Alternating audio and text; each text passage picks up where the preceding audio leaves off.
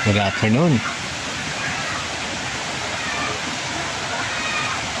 Kunan ko lang itong nilinis ko kanina para medyo lumitaw-litaw itong bahay namin. So nagbawas ako ng mga damo dito sa paligid.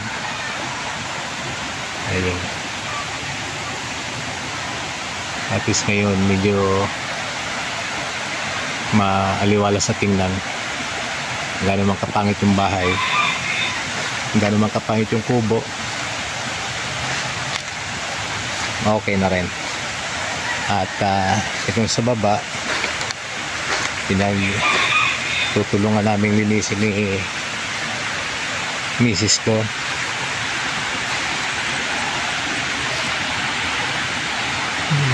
Nalagyan na namin ng mga maapakan para nakakaakyat.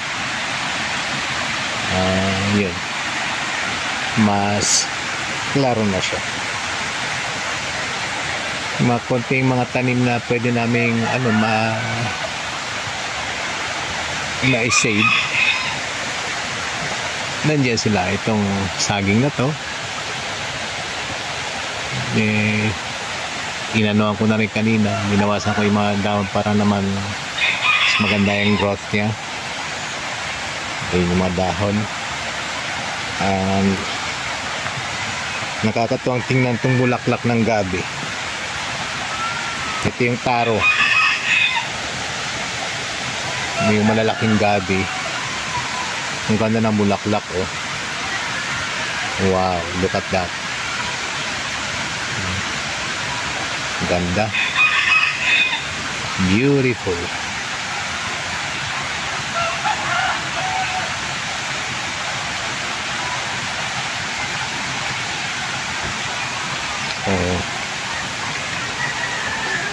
Medyo mahirap mag-maniobra dito sa hindi kasi patag eh.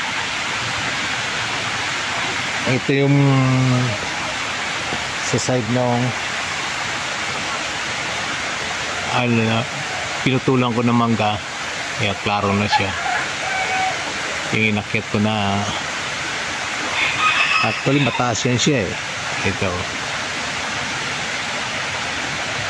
yung inakyat ko yan para magputulan ng mga sanga.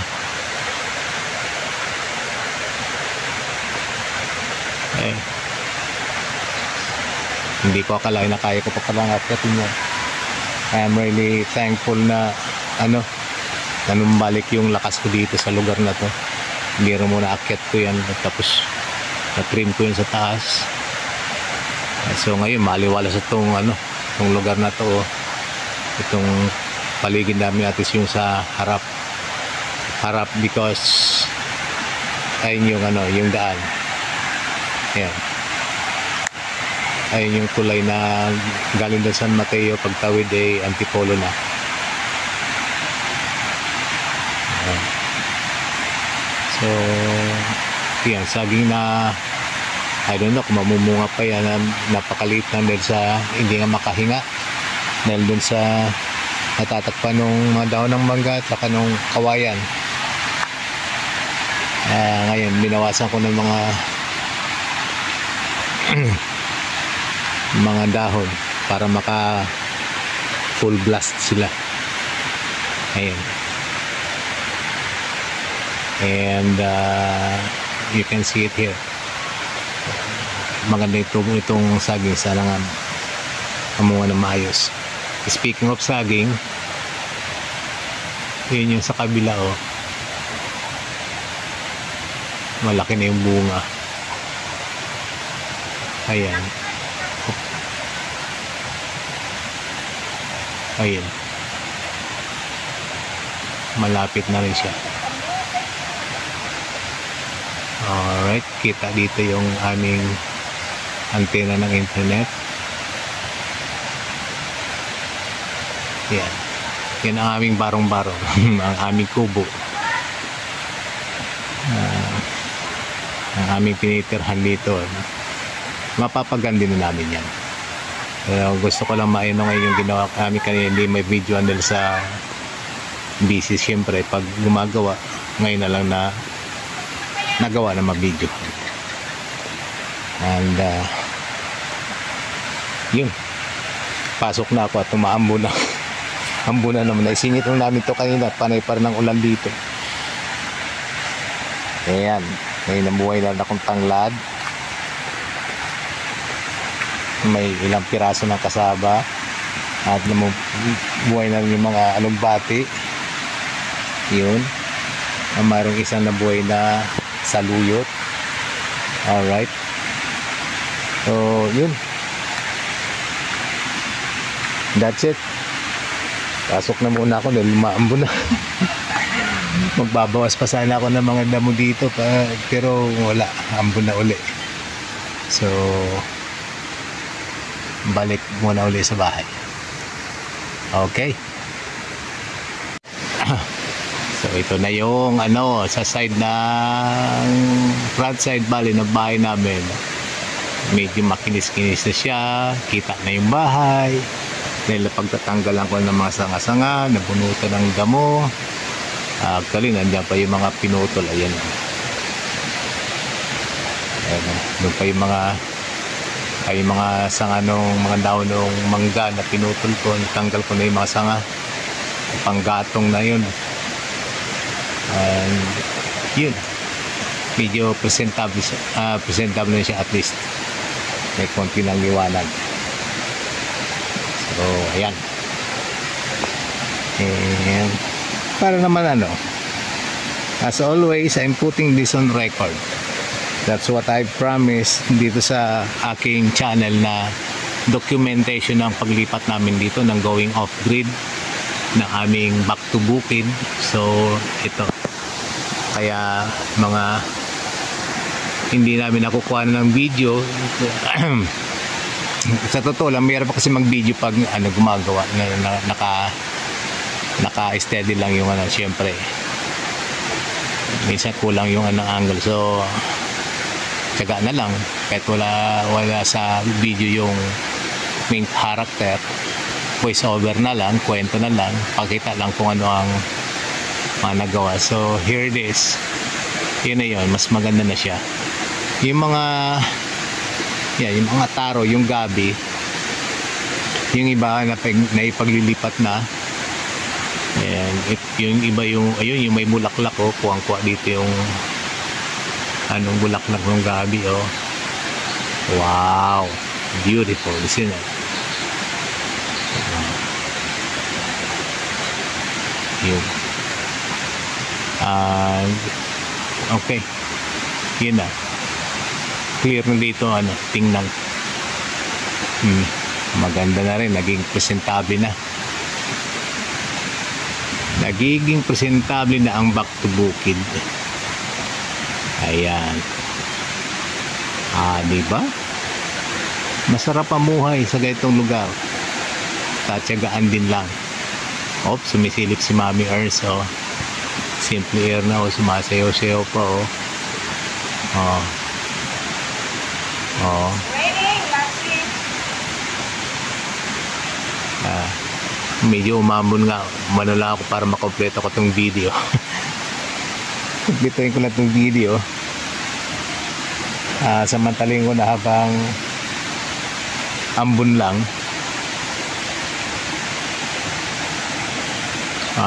Kitang-kita na pala dito yung patola na gumapong na doon sa taas. Ginapangan na pati yung solar panel doon sa taas. Ayan lang. Right. Ayan lang. Ginapangan na yung solar panel sa taas.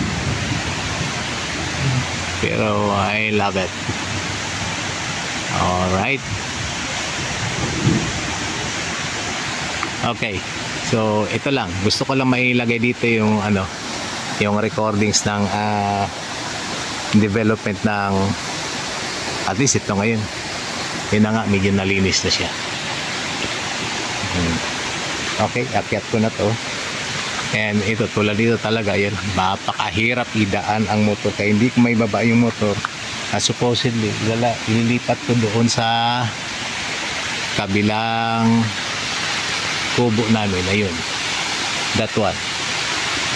Doon ko sana ito ipaparada yung motor, pero hindi ko maiparada dahil sa ayan, bako-bako na yung tatawiran na ano na sapa.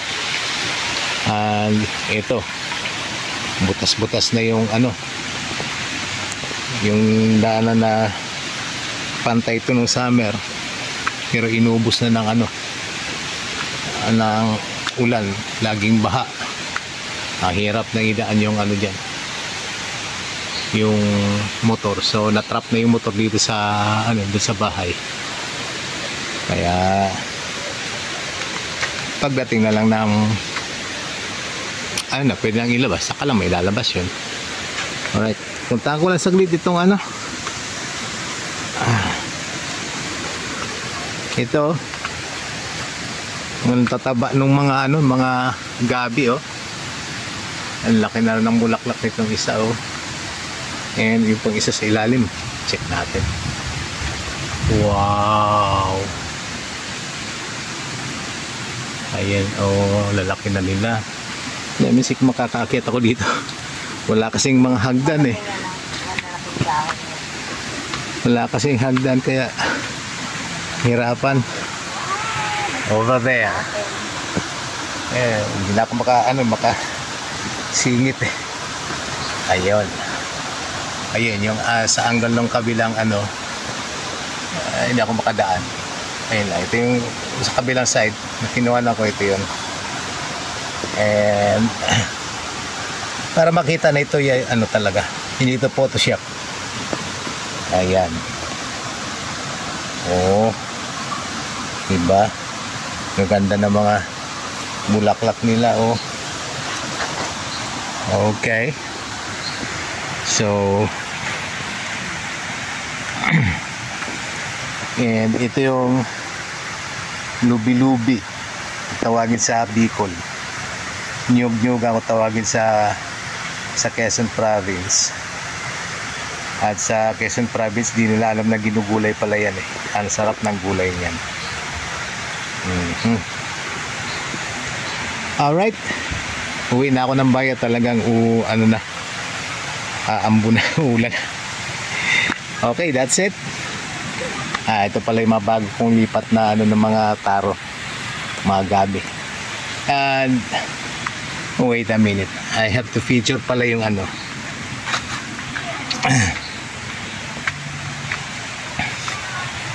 itong ano nga pala, yung special ano ko is yung mansanas, yung apple. Ayan, oh, dahil pinutol ng ano to, ng caterpillar dito. Ang tagal siya bago tumubo ulit. Ayun, atong isang sanga na pinutol din ng caterpillar. Ayan, simula na rin ulit umusbong. Hindi ka anong kita, hindi ko maabot. So buhay naman siya, kaya itong iniingat-ingatan ko. Ito, kinulong ko yung apple eh. Ang dami ng sigapang dito. Yun, may ubi, and of course itong patola na nagsigapang na. Diyan sa taas nilagyan ko na actually ng gagapangan. Ayan na. So all over here it's flowering already. Marami na. Ayan. Gumawa din pala ako ng ilaw dito, by the way. Ayan, para may pailaw na kami dito sa gabi. Oh, di ba? Ayan. Okay. Nice. Nice setup, di ba? Yung parang kailala, tapos itong patola nagkumapang na papunta dun sa ano. Oh God. Nagapangan na pati yung antena ng internet ng ano, wifi. Anyway, ito yung motor namin na nakatenga na lang. Ayan. Hindi ko mailabas-labas dahil sa dahil nga itong tanggulan. Besides, di ko pa nalalakad yung yung aking lisensya. Yan. Mano ako. Hanggat wala akong lisensya, ayoko mag-drive. Kaya lalakarin ko lisensya ko po once na may lalabas ko na yung Okay, si Simple Air na busy sa kanyang ML Padana Coterns. Alright. And okay, ito na rin. Pakita ko na rin setup namin sa loob. Medyo hindi na kasing disoriented, hindi sila ka-disorganized na tulad dati. Mas presentable na sila ngayon. Ayan. Alright. And ayun, yung mga ginagawa, ongoing na ginagawa namin na landscaping sa loob ng bahay. There it is. Okay. Yung iba doon, once na may time na kami uli, yan, ayusin namin yan. Okay, yun lang muna. Maraming salamat.